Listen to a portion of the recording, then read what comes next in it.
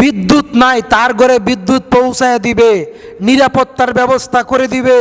যদি একটা বোট নৌকাতে দেন, যদি একটা বোট ধানের শীষে দেন, যদি একটা বোট লাঙ্গলে দেন, যদি একটা বোট দাঁড়িপাল্লায় দেন, তাইলে তারা আপনার রব হয়ে যাবে, তারা আপনার গড হয়ে যাবে, তারা আপনার প্রভু হয়ে যাবে। তারা আপনার রিজিকের ব্যবস্থা করবে, নিরাপত্তার ব্যবস্থা করবে, খাবারের ব্যবস্থা করবে, অন্য বস্ত্র, শিক্ষা, চিকিৎসা, বাসস্থানের ব্যবস্থা, নিরাপত্তা দেবে। আসলে কিচ্ছু দেয় না, আসলে কিচ্ছু দেয় না। যারা ক্ষমতায় যায় শুধু তারাই, ধনীরা ধনী হয়, গরিবেরা আরও গরিব হয়ে রাস্তায় জীবনযাপন করে। কাজে আমরা বলবো, বাংলাদেশে গণতন্ত্র প্রতিষ্ঠা হয়েছে, এটা মুসলিম জাতির জন্য অভিশাপ, এটা মুসলিম জাতির জন্য অভিশাপ। বাংলাদেশে কিভাবে খেলাফত কায়েম করা যাবে? বাংলাদেশে খেলাফত কায়েম করা যাবে যখন দল মত নির্বিশেষে, তরিকা, মানহাজ, মাসলাক, মাসালা নির্বিশেষে সবাই যদি রাস্তায় নেমে আসে, এক দাবি এক দাওয়া, এক দাবি এক দফা এক দাবি, এক দফা এক দাবি। দল মত, তরিকা, মাযহাব, মানহাজ, আকীদা, মাসলাক ভুলে গিয়ে এক প্ল্যাটফর্মে আসতে হবে, এক দফা এক দাবি। হয়তো শরীয়ত নয়তো শাহাদাত, হয়তো শরীয়ত নয়তো শাহাদাত।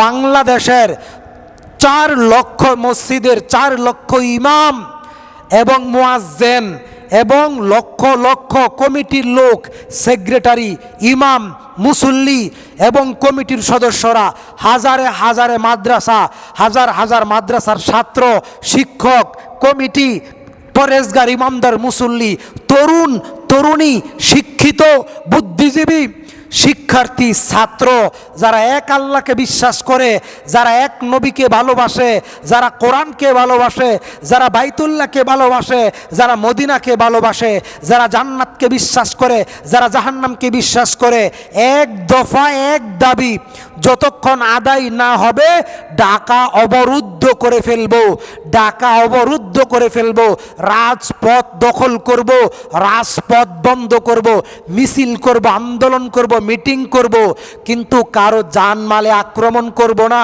কোনো জানমালের ক্ষতি করব না, যতক্ষণ পর্যন্ত এক দফা এক দাবি মেনে না হয় রাজপথ ছাড়ব না। কি দাবি?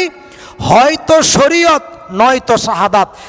বাংলাদেশে শরীয়তের কোর্ট চালু করতে হবে, কোরআনের কোর্ট চালু করতে হবে, চোরের হাত কেটে দিতে হবে, চোরের হাত কেটে দিতে হবে, দর্শককে ফাঁসি দিতে হবে, দুর্নীতিবাজকে হাত কেটে দিতে হবে, দুর্নীতিবাজকে ফাঁসি দিতে হবে। কোনো এমপি, মন্ত্রী, প্রধানমন্ত্রী, মেম্বার, চেয়ারম্যান, প্রতাপশালী, শিল্পপতি এবং কি অফিসার, কর্মকর্তা, কর্মচারী সবাইকে আইনের আওতায় আনতে হবে। সবার জন্য আইন সমানভাবে কাজ করবে, সবার জন্য সমান অধিকার নিশ্চিত করতে হবে। কোরআনের আইন বাস্তবায়ন না হওয়া পর্যন্ত রাজপথ ছাড়ব না।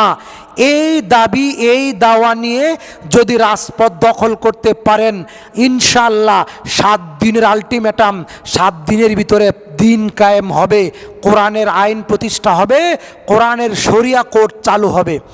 আর যদি এই দাবি শুধু মসজিদের ভিতরে থাকে, এই দাবি ওয়াজ মাহফিলের প্যান্ডেলে থাকে যে বাবারা কোরআনের আইন অনুযায়ী দেশ চালান, বাবারা কোরআনের আইন অনুযায়ী দেশ চালান, যদি এই চিন্তায় এই দাবি করেন, কোনো দিন কাজ করবে না। বিএনপি ভারতের দালাল, এতে কোনো ভয় নাই, এতে কোনো দুশ্চিন্তাও নাই, এতে কোনো সন্দেহ নাই। কারণ আওয়ামী লীগ ভারতের দালাল, তাতে কোনো সন্দেহ নাই। ডক্টর ইউনূস সরকার আমেরিকার দালাল, তাতে কোনো সন্দেহ নাই। কেন সন্দেহ নাই? কারণ গণতন্ত্র প্রত্যেকটা কুফফারদের দেশে চলে, গণতন্ত্র প্রত্যেকটা কাফেরদের দেশে চলে।